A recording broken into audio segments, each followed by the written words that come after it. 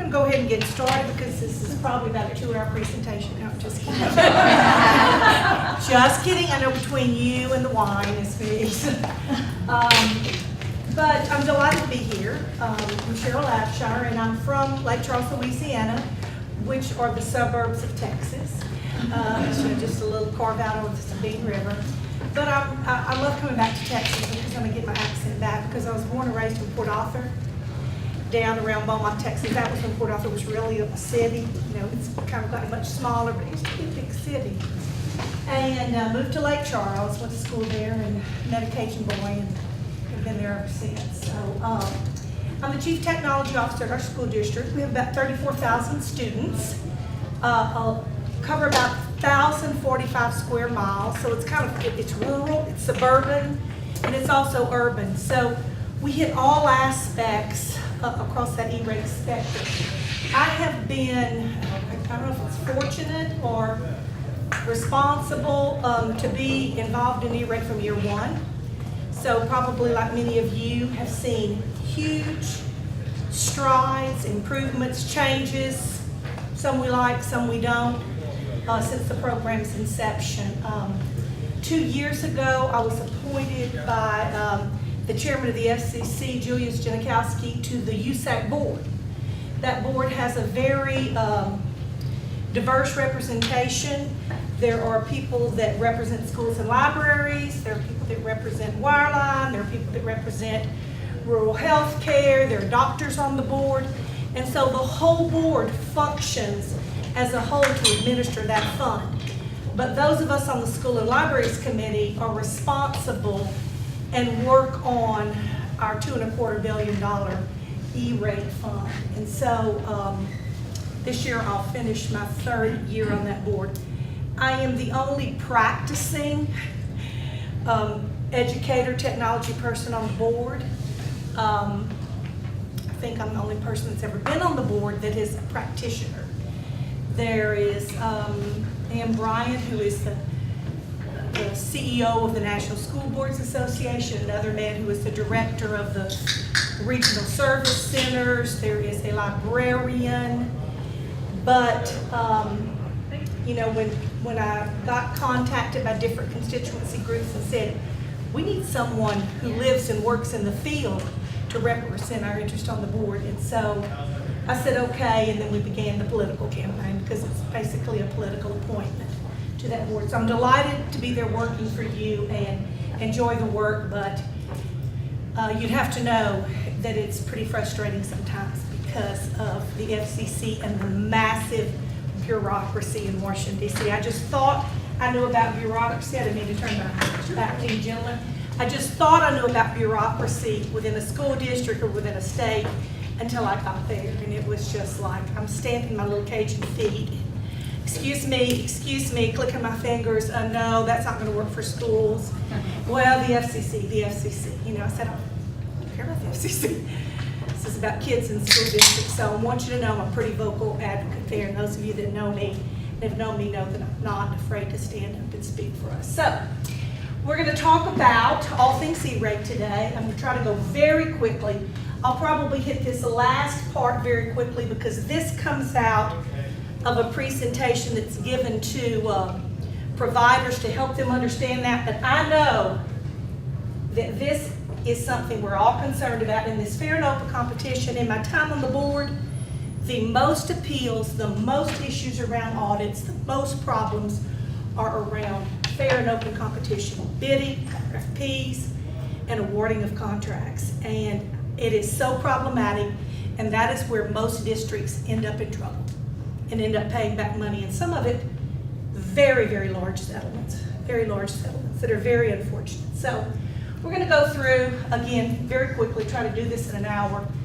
I wanted to let you see a little bit about the demand, what that looked like this year for 2012. And as you can see, we are oversubscribed everywhere.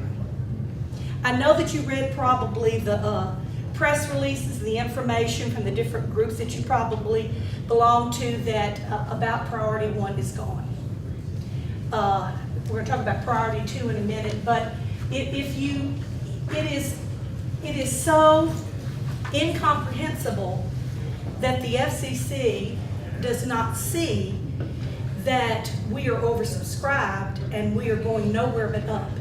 In other words, I was just in a session with the folks from Judson about their mobile app, and we had a little bit of beginning discourse about the shift in the country, the shift in our schools. Well, that's not changing in our schools. More devices are coming in. We need more bandwidth. If you're engaged at your district level with the curriculum people looking at assessment and accountability and online testing, stay tuned. And I know Texas is not tied up in the Common Core, but what you're doing is pretty close to the Common Core and the value-added assessments and everything that goes hand in hand with that. And online testing is here to stay, and it's not going to get less, it's going to get more. And we're going to need more demand for ebooks and digital content. So, you know, the sky's the limit for this. If you look at priority one, people have been asking me, where's the money? Where's the money? When are they going to make decisions? So I want to give you a little bit of timeline about that. Right after our April meeting, we sent the demand estimate to the FCC. The board makes recommendations. We approved funding all the priority one applications that come through. April 25th, we sent that to the FCC. They are now being reviewed. We thought it would already come back. It has not come back yet. But we do expect to fund, just in wave one, I got the data last week, probably over 20,000 applications. And this is what's needed to fund them. Now, there'll be some issues. There'll be some things that'll be in review. There'll be some things denied. But this is what we're requesting. The fund is only $2.25 billion. So you know where that leaves us. As of today, hadn't heard anything. So I don't know when the wave's going to roll. I thought it might roll maybe tomorrow. So stay tuned. Stay tuned. If you think about priority two, that's where our problem is. They usually make this decision in the second quarter of 2012. They haven't made the decision because, quite frankly, the FCC doesn't know what to do.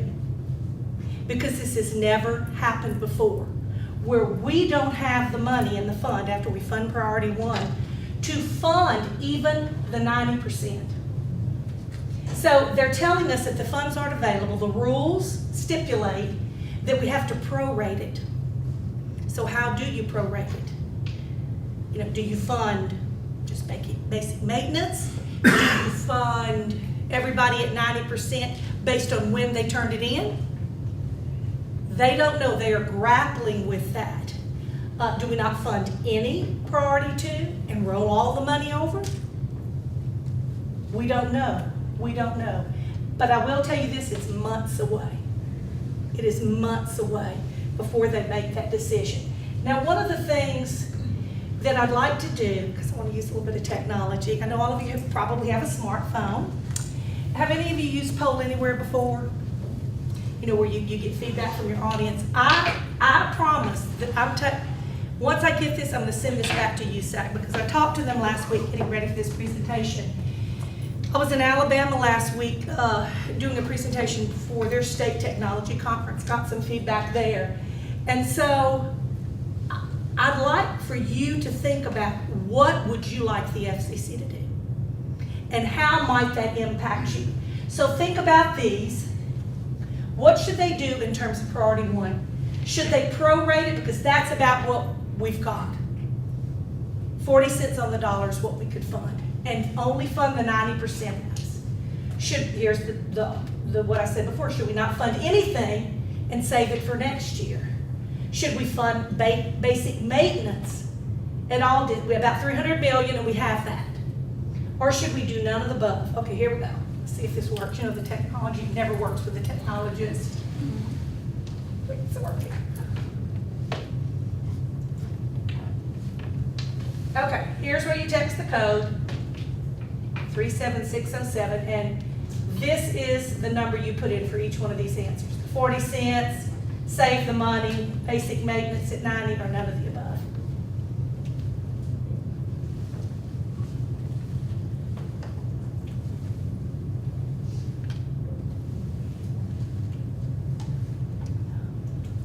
anybody seen it? Coming up. Come on.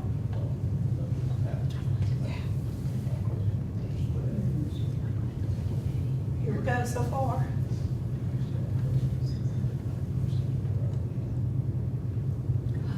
So,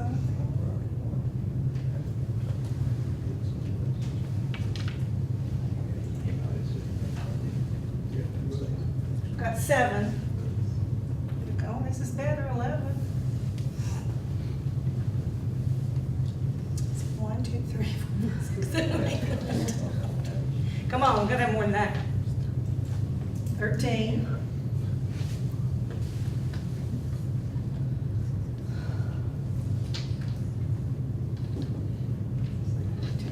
Okay, I'm gonna keep talking while y'all are trying to figure Cheryl, it can I out. ask you a question while they're still responding? You can. All right, let's just hypothetically go forward a year, and let's say they save the priority 2 money for next year, but they don't have enough money to spend on priority 1.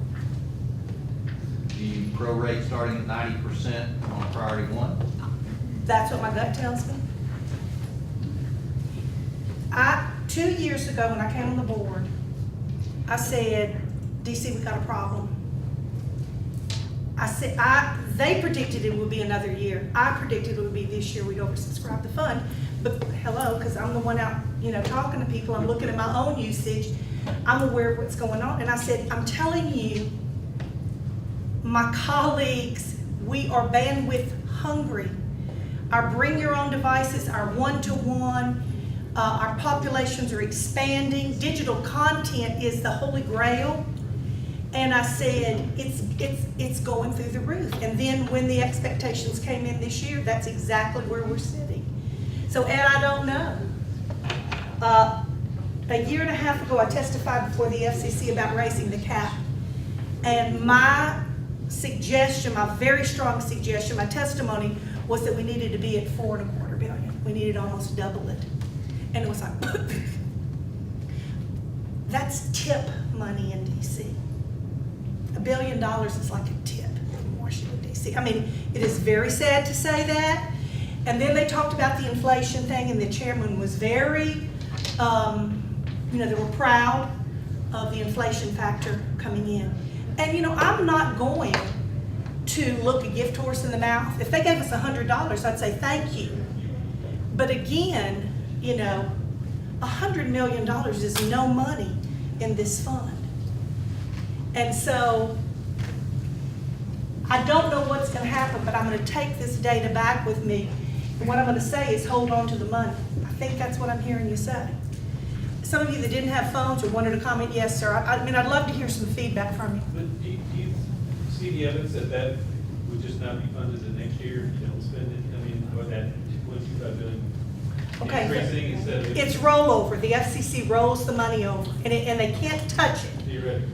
No, there's no theoretically about it. It's part of the rulemaking. So that money does roll over what's not spent. Last year, we asked the FCC to take every bit of money from year 1, roll it all up, and if you remember, near the end of the year, we had a lot of priority 2 that was funded. I think we were down to 77, 78%. So they've been rolling it over ever since? Yes, and then we asked them to spend that and fund those priority 2, and they did. So the money that comes in for eRate is not discretionary funding. It is not part of a congressional appropriation. If you look at your telephone bill and you see Universal Service Fund, well, that contribution rate fluxes. It's on a it's based on the demand, and not just our fund. It's from rural health care. It's from the low income fund. Everything is put together with a formula that's quite complicated. And then they send a demand notice to the FCC. And then that's sent out to the carriers and to the regulators as to what that's going to be for us. So it's not a congressional appropriation. I know that several years ago, I had a conversation with several tech directors, and they were like, we need to quit worrying about this. We need to get this, and we need to have Congress. And I said, all due respect, the last thing we want is Congress fooling with the Universal Service Fund as an appropriation. Right now, they don't. The Universal, USAC is a wholly owned subsidiary that is, it's chartered in one of the states. I don't want to say Vermont, but the state that has the most advantageous tax base. And that it is not a government agency. USAC is a corporation, and when USAC was formed as part of the 1996 Telecommunications Act, that was purposeful. And people in our community, and quite specifically COSN, was the lead on this to separate that out from appropriations, to make sure that senators and congressmen and presidents don't fool with what is the infrastructure blood of our country that's built the network that runs our schools, our libraries, and provides connectivity to our citizens. And so the last thing we want is congressional oversight. It's bad enough that they appoint the FCC commissioners and they become very political. But at least they're separated by a couple of degrees of separation from that congressional thing. So I think what I'm hearing you say is that it makes sense, I think, from this group to just not fund priority 2 and hang on. I know that I serve on an eRate working group that's an ISTE group and a couple of others. And several of the conversations from our colleagues have been about priority 1 is it. I mean, we have got to have connectivity. We've got to have telecommunications. We've got to have internet. We would like to have basic maintenance. We'd like to have some switches. We'd like to have some wiring. But at the end of the day, we've probably demonstrated in our school districts the need for the infrastructure piece. And we can probably get that funded or live with what we have. Yes, I know we want new access points. I know we want newer switches. But if we have to do without something, we can do without that for a couple of years, but we've got to have broadband. We can't sit with a T1 line and deliver 21st century education. So there's a lot of groups working on this, and you have your input through your membership here and certainly through your attendance today, so I'll bring that message back. I want to talk a little bit about some of the strides I think that have been helpful to us, and one of the programs is the Payment Quality Assurance. Have any of you participated in that? Not yet? Well, you probably will. Foolish, I volunteered to be one of the beta sites, and my admin that works on eRate with me was like, you did what? You got on that board and you volunteered us for some kind of an audit, and we had just finished a Price Waterhouse, one of those very large, comprehensive 6-week audits, and we were still in pain and agony from that. But the good news about this is it's not an audit. It's an email, it's a telephone call. They work with you and your service providers to audit the payment. And there's not penalties involved in it. It's a learning type of a process. So I think that's one of the good news. If you get called about a PQA, don't fret and don't worry, because it's a paperwork check and it's an assistance type of thing that USAC has instituted. There's also the BCAP program, which is a compliance audit. Here is the #1 issue. And if you don't remember anything that I tell you today, document retention in the competitive bidding process, over and over again. The appeals come to the USAC board. There's nothing we can do about it. If you violate the bidding laws, if they go in to audit you and you cannot find the paperwork, they have no choice but to cite you. And I've heard stories of school districts paying back tremendous amounts of money because somebody threw away a box. Why we wouldn't scan all that today and have that digitally is, if there's anything you're scanning in your district, this stuff ought to be it.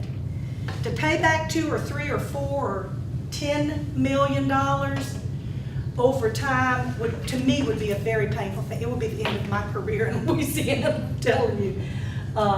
During our major audit, the scope of work was 20 days and they ended up staying longer than that. I think all the FRNs that they examined, we ended up paying about $10,000. I was like, the day they left, can I just write your personal check for this and let's be done with this and y'all leave me alone? The superintendent, I said, no, really, I would pay these people to leave me alone. It was so onerous, but it was nothing that we did. It was about our accounts payable, how they were processing checks and the timeliness, and now those people are all in the loop with me. So very, very important, the contract piece, the dates. Really, if you remember back at the very beginning when there were all the congressional hearings around waste, fraud, and abuse, we as a community took a big hit because there were people that were not compliant and really weren't paying attention. And then there were some people that were just not honest. And we took a huge hit in Congress about that. That still is languishing, that whole thing, even though we haven't had any issues for years. And so the compliance piece that the FCC requires for us is still to make sure we're complying with those rules and orders. But if you've been doing this very long, you know, from the first year when we did this, when you couldn't even log into the servers because they weren't working, and you'd stay up till 2 o'clock in the morning till everyone went home, and then you thought you could enter yours, to today, it's like night and day. And so they're much less complex than previous audits. The other good news that on the board, we have fought very hard, and I have been a very vocal advocate for not external auditors. They cost millions. When I saw the first auditing things in the budget, I lost what little bit of my mind I had, and I said, this is totally unacceptable to me. These outside contracts are not efficient. We should have our own auditors. We should have a large comprehensive team that understands the rules of the program, and when they talk to school district people, they should know more than the school district people. I said, let me tell you something. When the auditors came to my office, I knew more than they did about the program rules. I said, something's wrong with that picture. Well, in the time that has ensued in these last couple of years, we have hired, USAC has their own internal auditing team. They're still using external auditors to a degree, but the internal teams are very well schooled, and I have found from people I've talked to, they are helpful to school districts. So that's the good news. The other thing is that I was like, wait a minute, why is it all me? The service provider needs to be notified at the same time because we're all in this together. And so that happens now. Another thing that I think some of you may not be aware of but is available to you is the HATS program. In 2012 alone, to date, there have been over 1,000 contacts for this, helping applicants to succeed. You can ask for a HATS visit to come to your school district if necessary. If USAC sees a trend that there are issues that are coming up, they will call. They will offer phone consultations. They will offer on-site visits. And so I think that's a real program improvement for us, because the first few years, well, the first 8 or 9, it was like you'd call somebody, hey, here's your number, yeah, we'll call you back later. We'll see, fax something to us, we'll email you something. Now you get a live person. I'm old enough to still believe, email's good, but sometimes I need to talk to a live person. And so new contact people, if you get a new person in your district that's working on eRate, they will help train them. They will help new applicants, and I think that's a real plus in the program. Is there a cost? No, free. That's the best part.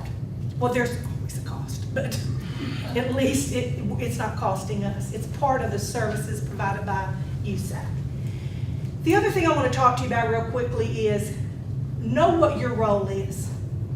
And this piece right here and this piece right here, that can be problematic. How many of you use an eRate consultant? Yeah, a good amount of people.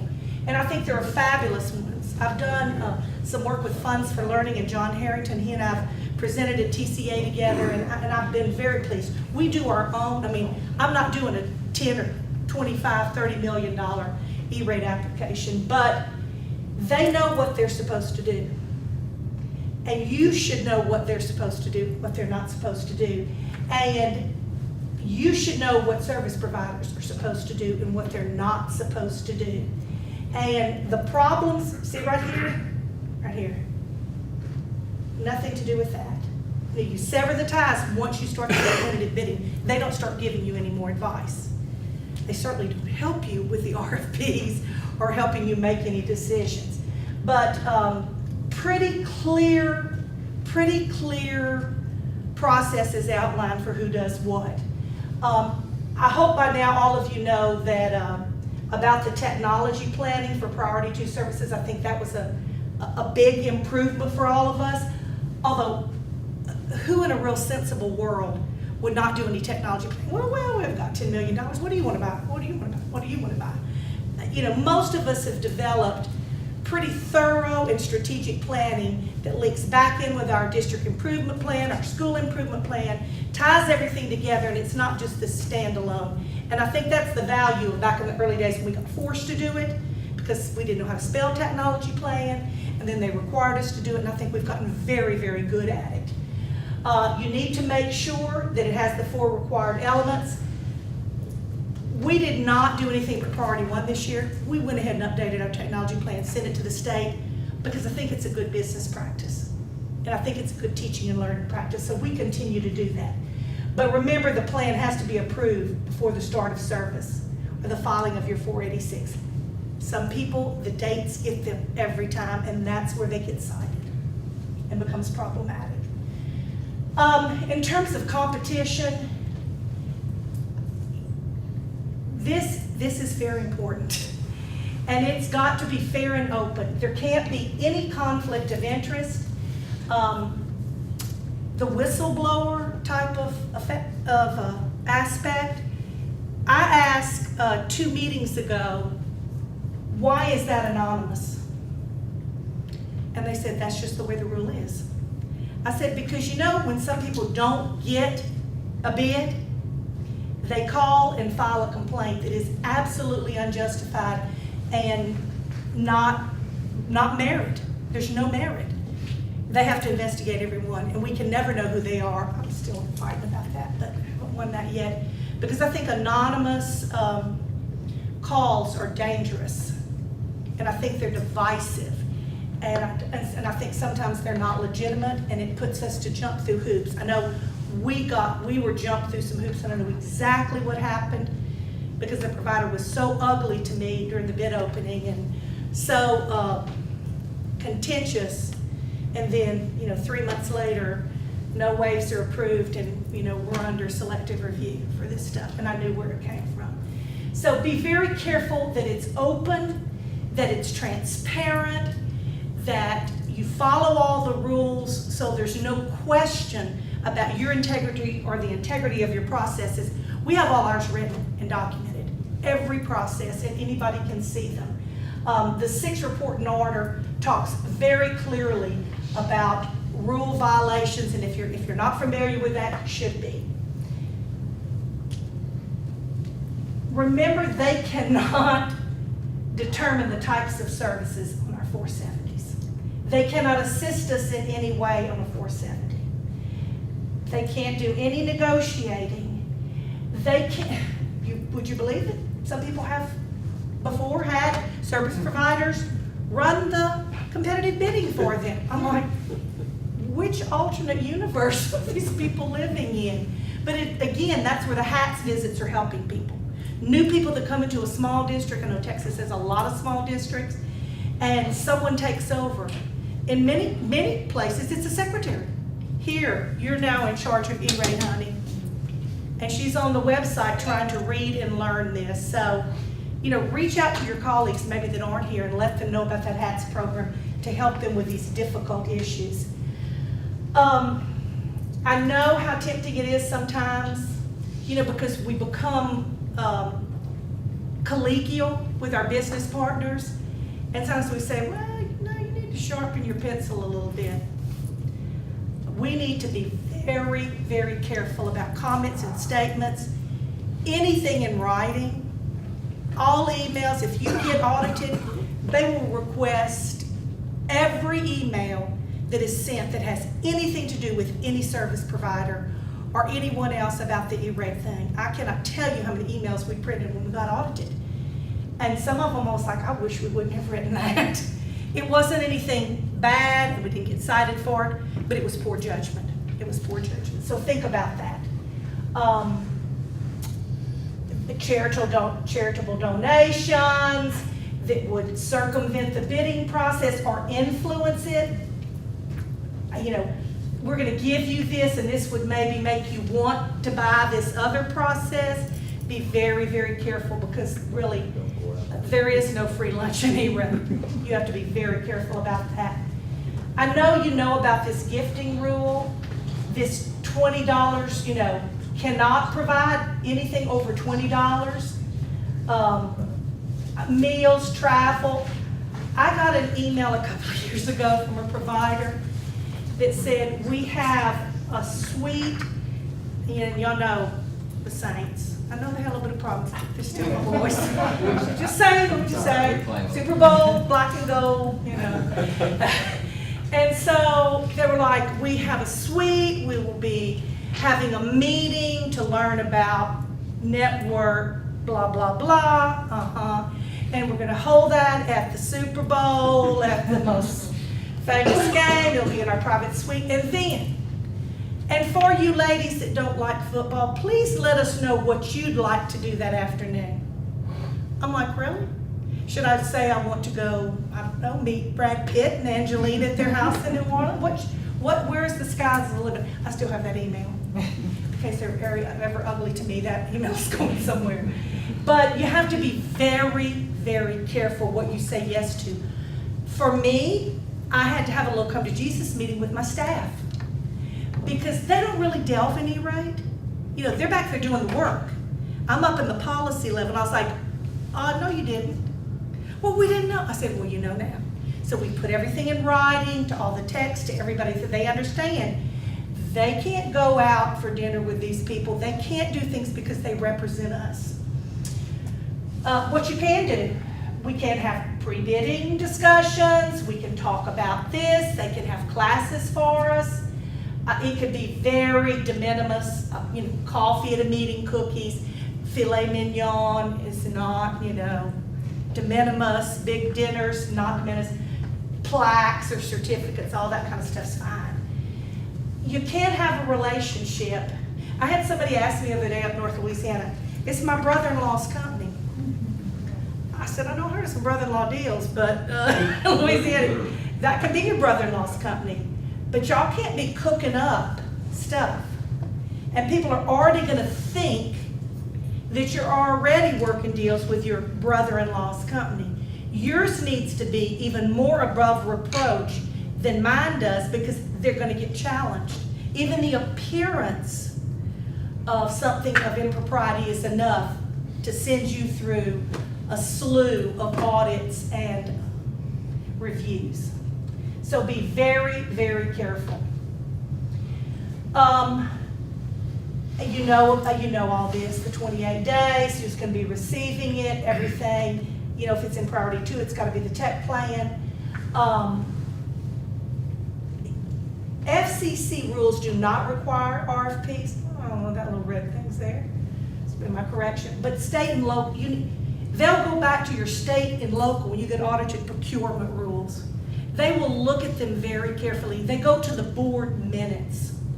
I have taken so many things to the board, they're like, we don't need, oh yes, you need to know this, and yes, you need to approve this, and yes, you need to vote on this, and I know I have authority to do it, but I need it in the board minutes. And so you might want to think about that. These dates, to me, this seems pretty straightforward. We don't do 28 days, we do 30. On everything we do 30 or 31 days, and we just play like it's 28. Because I'm afraid somebody can't count in my office, or something's awry, and there have been a lot of people that pay back a lot of money over one day. And I'm like, I'm gonna count. But you know, you get stressed, you get in the heat of the moment, and you know, for most of us, this isn't all we do. This isn't all we do all year long. This is one piece of what we do. So be careful about that. You know, if you make a mistake, they can switch it. PIA can switch it. I've had that happen to me because of a clerical error. that's one of the nicest things that can happen in this process. You say it's a clerical error, we got this covered. But, don't do it too often, because if they see a pattern emerging that you don't know what you're doing, or that you're not compliant and you keep saying it's clerical error, make sure you have sufficient detail. I know you know about that.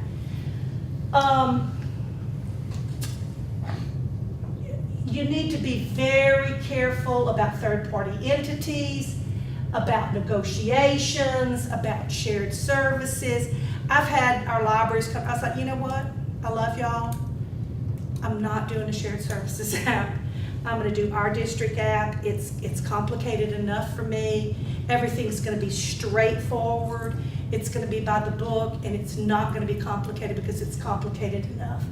But again, those document retention rules for anything you memorialize and any of these things, and again, take it to the board. Don't just you have it.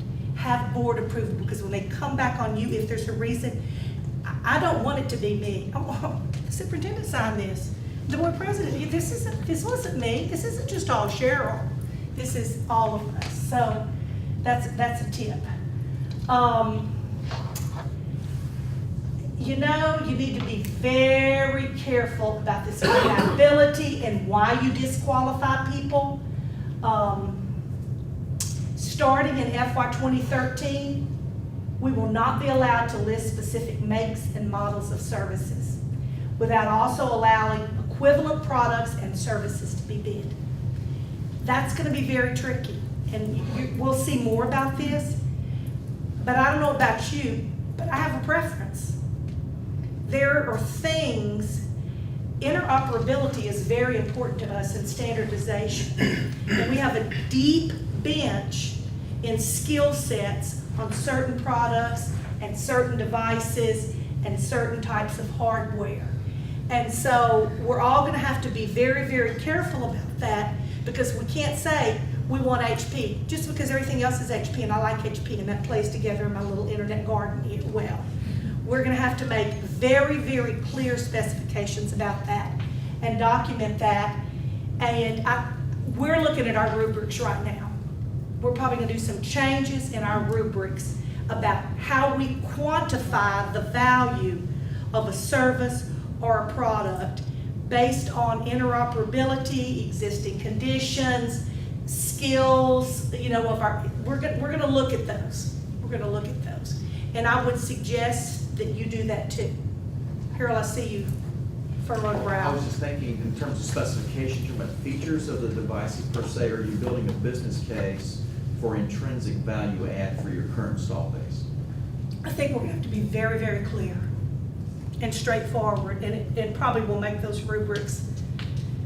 Where there's imputed value Yes. from the existing Makes it provider. very difficult when price plays the biggest role in it. And if you get a product that's Correct. 50% the cost, Correct. but it doesn't necessarily fit into your world, we're an all Cisco shop. And if I get some extreme switch, well, this extreme switch will do gigabit PoE. Well, you know what? I don't have any training in that. This is all speculative because this is Yeah. what's coming out, but I'm here giving you the bottom line early. Get busy, work together. I mean, y'all have such a great organization in Texas. Y'all should be coalescing around building these rubrics, and the Texas CTO group could build capacity for that, and y'all could share those things, and we're not going to be dissuaded from buying what we need. It's how we document what we need in a much more clear and definitive way, so that we're not just saying, I want this Cisco switch, because that's how we roll. So I think we have to be thoughtful about it. This thing about keeping every piece of information that comes to you during this RFP process. I don't know about y'all, but we do pre-bid meetings. We have it one day. If you can't come that day, I'm not doing another one. I'm not walking the school district with you and my staff for 2 or 3 days because y'all are out of town or something. We set it up in advance. We hand out the same information. If you don't come, we'll give you that same information. We don't talk to people on the telephone. Every question has to be in writing. We have an FAQ site, and they all go find that. That goes out to everybody. And I know that seems like, oh my God, that is the stuff that saves you in a selective review and saves you in an audit, because everything's been transparent and everyone's been treated exactly the same. I know your document retention schedule has email. On anything about eRate, it's never gone. It's all there, and we can find it year by year. We've got it by program year, and it's all copied over, and so we can find it very, very quickly. You know, this concept of who you're going to select, yes, as you mentioned, price must be the primary factor, but you know, we're not just sitting here because we just like technology. We're all sitting in this room because we're pretty savvy people. You couldn't be doing what you're doing in your district if you weren't savvy. You can figure this out in terms of weighting that rubric. And it still can be fair and it can be equitable, but this doesn't have to be 50% is the price. You know, you can get very granular with that weighting, and you should think about that very deliberately. You know, the time to think about that is now. The time to think about that isn't this fall when y'all are all sitting around the table going, oh my God, oh, it's the filing deadline. Oh God, what are those, you know, after the fact, now is the time. And I know you're saying, well, yeah, we're doing upgrades, we're doing this, but get your house in order. That would be my suggestion. Get your house in order. I don't know if you know about the Ysoletta order. You have to be very, very careful. And if you don't know about this, you should go look it up. Just because you got one bid does not automatically make it cost effective. What do? I get my people on the phone. Send this URL out for the RFP. Well, they're not going to bid. Oh, they're going to bid on it. You're going to tell them you want, oh, we're just so looking forward to you applying for the, well, we know y'all are a Cisco shop. No, everything, we are wide open. We are looking for competitive bids. We need to make the best use of the district's money. This is a fair and open process.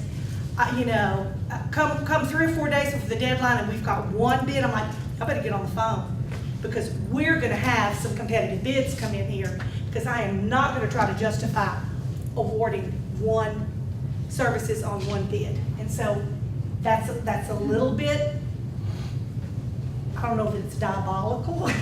I think it's strategic. You can't use eRate to get free stuff, and they can't give you free stuff. You can't say, oh, it's in a rebate, and no.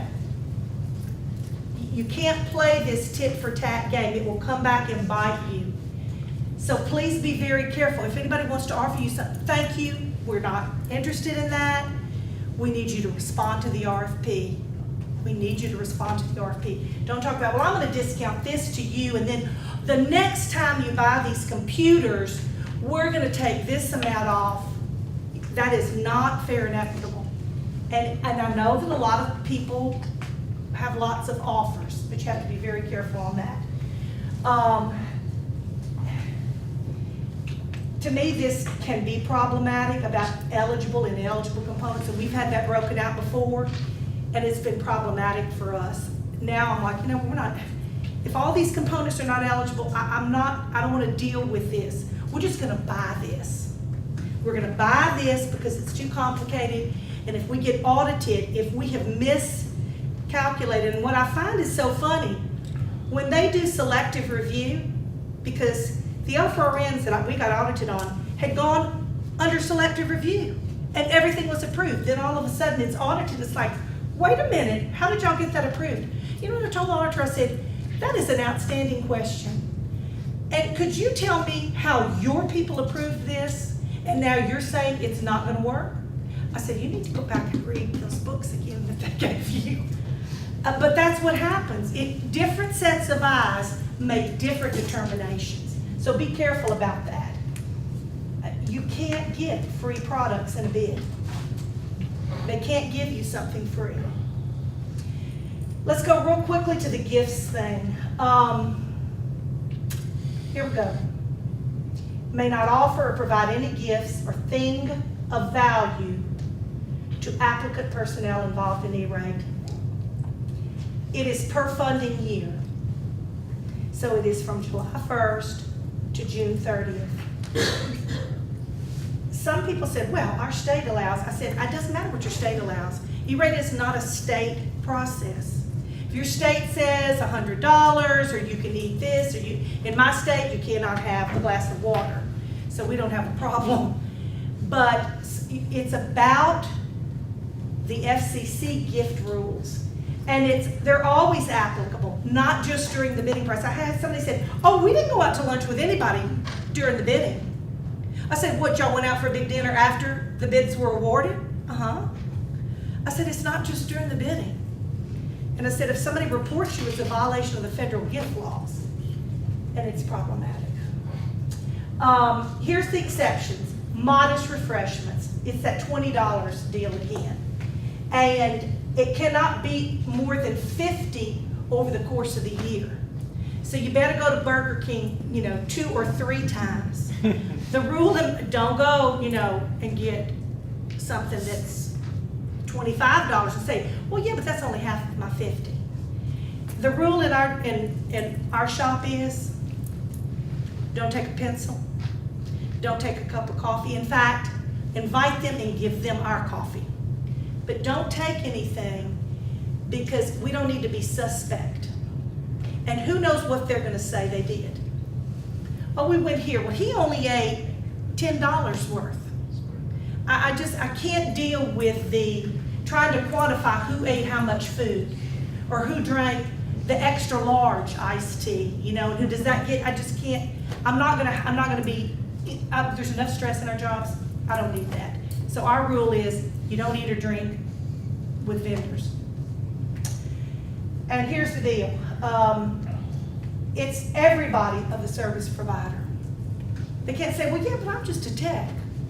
You work for that company. You're part of this process. We can't participate. Thank you, but no thank you. We cannot go.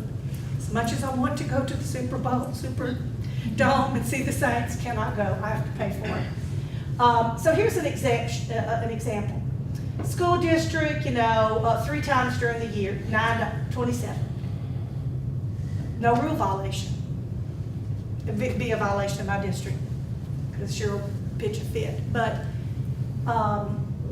it's no problem. I mean, this is allowable. First of all, I don't know how a tuna fish sandwich is going to make me buy $1 million worth of stuff from you, but maybe it's just the collegiality of it.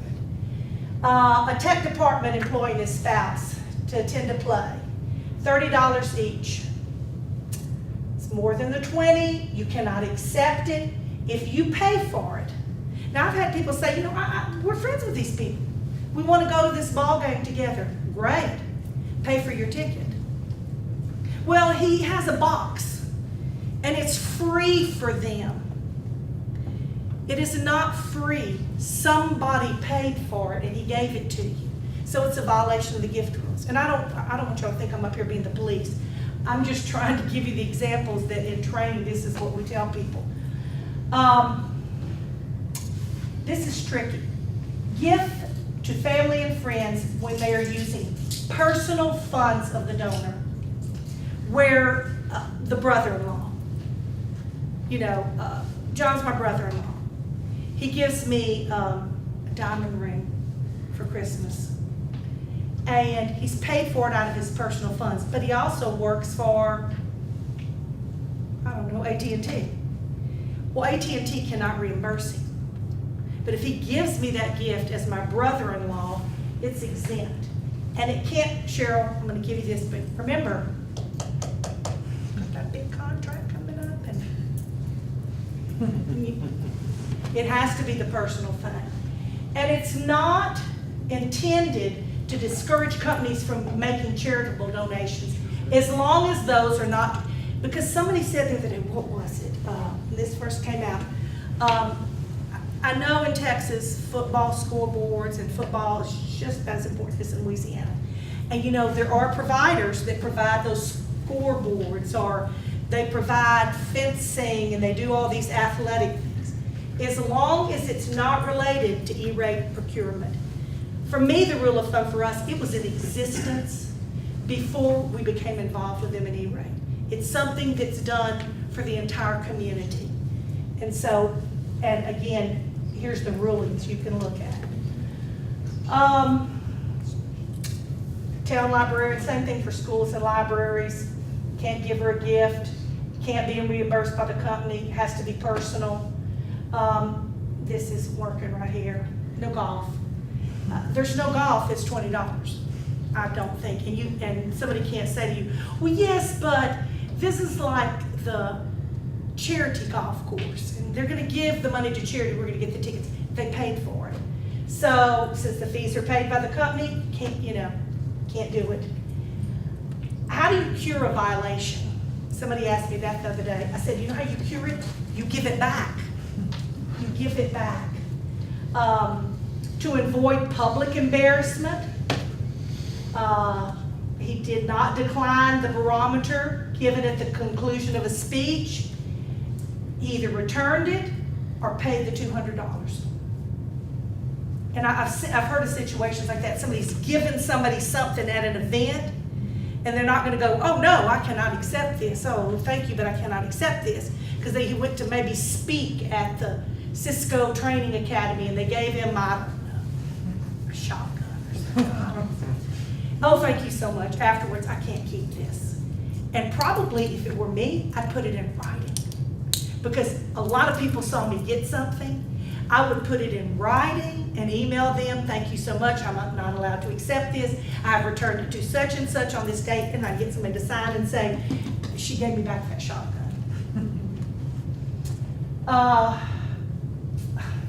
don't know about y'all, but around the holidays and different times of the year, there's people sending hams, and they're sending chocolate, and they're sending flower arrangements, and we're like, no. Now, but what I did find out, if somebody sends you flowers or a plant or something for the opening of a new office, you can put it in the office area. You can't accept it. Like, oh, thank you for sending me this plant. I'm taking this to my house. You just put it in the reception area. We've sent things back before. When we got this $150 honeybee ham thing for Thanksgiving, I called them and said, this is very much appreciated, but I need you to come pick it up. Well, we can't take it back, so then take it to the women's shelter. And you're gonna sign that you picked it up, because we can't have this $150 ham. And y'all, this sounds so petty. Get turned in for this stuff by somebody who didn't get your business. And it is just mountains of pain for your school district and your superintendent and your board and your personal, to me, well-being and health. This same thing, $300 ticket. It has nothing to do with the district. If he wants to pay for it, he can go. You can't accept it. Again, this whole thing around charitable donations, we have a lot of companies that our coaches have a big golf tournament, and it's sponsored by all kinds of people that we do business with, and it's charitable. It goes for scholarships or something for kids. Well, all that's okay because it has nothing to do with this, and quite frankly, I'm not involved in it at all. And it's been going on for years, and the coaches do it, and it's a scramble, golfers, four-man scramble or something like that. And it's a great event, and we have athletes that come, and people want to play with, Shaquille O'Neal, because he used to go to LSU. And so those things are okay, because this is not the intent. It's not about competitive bidding. Pay for exchange services, it's not a gift. It's about competitive bidding. This key about the advertising on, when they pay whatever the rate is, that if the grocery store down, if H-E-B wanted to buy it, it was going to be $500 a page for the ad, and Comcast wants to buy it, it's going to be $500 a page, it's no problem. It's advertising, and it's at the fair market value.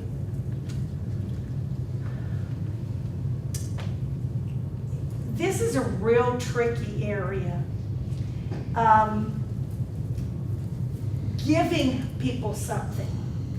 If it's, because there was a lot of problems at the beginning of this gifting rules around, wait a minute, we've got programs in place that depend on these providers and support our school district in unique ways. And it doesn't have a darn thing to do with eRate. It's about community support. The bank is a part of it. The Women's Garden Club, the Rotary, and the telephone company. So if it broadly serves an educational purpose, now does that mean that they can come into you and say, Cheryl, broad educational purposes, how about if I give you 5 servers and you do this? Or we're gonna give you some, Dell's gonna give you some computers. They just don't give away computers. And it's, it's not that broad, and and the key is that is it really charitable or is it to win influence? And I think we're all adult enough to know what is the difference. Their rule, and the other thing is you can't run it through your school foundation to try to avert those rules. Oh, they can give to the school district. They give to the school foundation. The school foundation only gives money to the school district. So don't try to circumvent the rules through another way. Oh, well, they're going to give all of this to the Rotary Club, and then the Rotary Club is going to give it to us.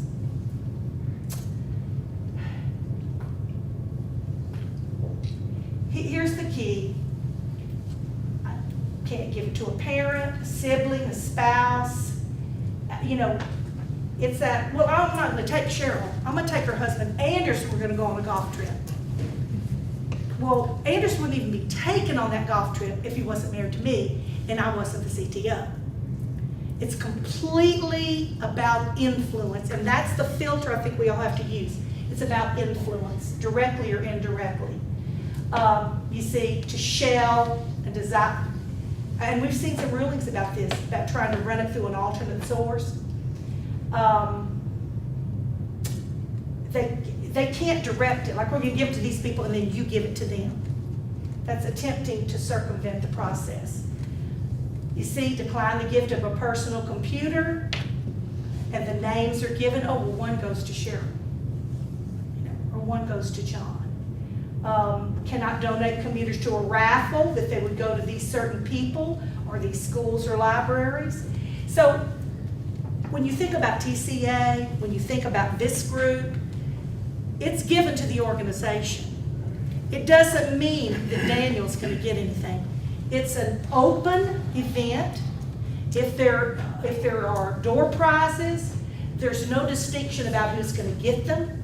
It could be somebody that doesn't have anything to do with eRate, and it's a widely attended event. It's completely different for our organizations, and that's why all these people are here sponsoring you, and there may be something given away tomorrow. I don't even know what the plans are, but it would not be a violation because it's not being directed. It's not being directed. I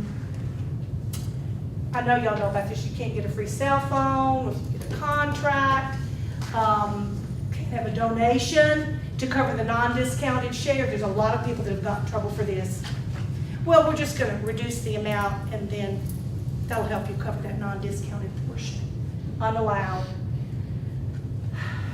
You can't get on an airplane. They can't pay your travel. It's not allowable. Cannot give a gift to a teacher. She works, she did such a great job on the tech plan, even if she doesn't select the eRate provider. This is very tricky stuff, and we've argued with the FCC about some of this stuff. Who is eligible? Who is under the influence? Well, in our school district, our teachers all work on the tech plans in their schools, which feed off of the district tech plan. So we're like, you know what? Don't be giving teachers stuff either and causing us to come under a microscope of scrutiny. Here's the key that we're talking about, this thing I was talking about, training sessions. This says that have a retail, unless the event is open to the public. Well, here's the key. They're saying, the event is free of charge. It's a public gathering. See, this is what they said. But I've seen rulings in ISTE where things are given, and the key is it is open to the public. Because you know what? John Brown could have come to this meeting if they wanted to. Our maintenance, if I wanted to send our maintenance guy here, because we're a CTO member, he could have come. This is very gray. It's a very gray area. We have asked for the FCC to give us clarity on this. I ask about it in every meeting, and this is what they say. It's under advisement. We have asked for specific clarity on these rules around conferences, training sessions, organizational meetings. I haven't seen anybody that's gotten in trouble over this yet because I think they know what to do with it. Widely attended gatherings, meals and refreshments can be eaten there. I'm trying to figure out how do you define widely attended? This is widely attended. I mean, is it more than 10 people? Is it less than 50? We have been given no guidance on that yet. Food, refreshments, documents. I'm glad they let us get documents in meetings. State trainings, are not considered vendor promotional training. Training is anything for the purpose and because the gentleman said Cisco has a dinner and they want to invite you to that, and they're going to offer training for your people that manage your access points or something. Well, as long as it's under $20, okay. But if it's over $20 for the meal, they can't attend the training. Or they can attend the training and not eat the food. Or pay for the food. Mine said, well, I want to go to this thing in New Orleans. I went, there is no meal in New Orleans that's under $20, guys. So you can pay for your meal and voucher it back to us. But if you're going to New Orleans, you are not eating that food at that restaurant and letting them pay for it. Because unless you just go get a cup of gumbo somewhere, it's not under $20. This about eRate training, don't provide any gift. No travel, let me keep going here. They can offer an educational discount on a training for a widely attended event as long as everybody can get it, all employees at schools and libraries. It's not just to John or William because he's the tech director. Anybody can get it. Can't accept free attendance paid for by somebody else. And I got an email the other day and I thought, man, this is not good. It was for a free pass at ISTE to the exhibits. And it's from a service provider. It says, let me know if you or any of your folks need that. And I thought, you know what? Their attorneys have not read these gift rules because you can't offer. It costs money. That isn't something of value because you have to pay to get into the exhibits at ISTE. If you sit on a board, that acts as a service provider, it doesn't violate the gift rules because it's the duties of your board. So that's something that's a little bit different. And the timelines of compliance, this went into effect January 3rd of 2011. So if you're just hearing about this now, yikes. And this is for funding year, we already said that. Okay, we're almost right at time. I've talked my head off, but I've tried to give y'all some background. I'm going to get John this, and I don't know if y'all want to post it on your CTO site, but I know it was a lot of information in a short period of time, but I'm glad to give that to you, and hopefully some things are clear to you, and maybe it's just a reminder about some things. But the key, here's the thing I'd like to leave you with. We've got to have more money. And while I'm sitting, I know that's everything. I know everything we say, more money. But for this fund, we've got to have more money, and this is going to become a political issue. So when your CTO group, if you haven't joined E10, I'm going to get up on my little soapbox just for 5 seconds. It's the EdTech Action Network. You need to join it. You need to join the EdTech Action Network. one of the few things in life that's free. You just sign up and you'll get alerts when it's time to let Congress know about some issue around technology and funding and policy. And at some point, it's not gonna be before the election, but at some point after the election, there's gonna have to be some work on revising the 96 Telecom Act. The providers are pushing for it. There's gonna have to be telecom reform. Every time I fly into Washington DC and come down the escalator, there's this big banner that says telecom reform needed now. And I shudder because I don't know what that means. I don't know who's gonna be in power and who's gonna get what. And I'm not a status quo girl about much, but this is okay. All we need is some more money. Don't keep messing with this and change the rules and who's eligible and pulling some of the fund for digital literacy. We're fighting that like crazy. The chairman of the FCC wants to pull money out of eRate and fund digital literacy. You know, I'm all about digital literacy, but it doesn't need to come out of this fund. You know, let the Department of Ed fund it. Let somebody else fund it, not with this money that's for connectivity. So join that, send it out in your district, respond to those emails, because I'm telling you, a few of us down there screaming and hollering and complaining is not going to get it done. It's going to have to be a large group of people from the grassroots that say, heck no, we don't want this done, and this is for the good of our country in terms of connectivity and infrastructure. So sign up for ETAN, and when the email comes, I send it out in my district and I say, do you like this, this, this, and this? You need to click on this and send this link. And so in Louisiana, we always have a really good return on those because, and we send it out to parents. You know, I told somebody the other day, we've done a really great job at doing our jobs. And our communities and our employees think everything's copacetic, we're fine. But the truth of the matter is, it's not really fine in terms of funding and infrastructure and demand, and that critical point is getting closer and closer when we're going to need more and we have less. And they just think that no matter what happens, it's always going to be running. You click, it's always going to be there, it's dependable, it's efficient, it's reliable. And at some point, I don't mean to say the lights are going to go off, but the lights are going to get dim and slow down for sure. If we cannot increase this fund and get more from eRate, and if not, then y'all gonna have to start. We're all gonna have to make hard decisions in our district about what does go. And at the end of the day, the network's not going.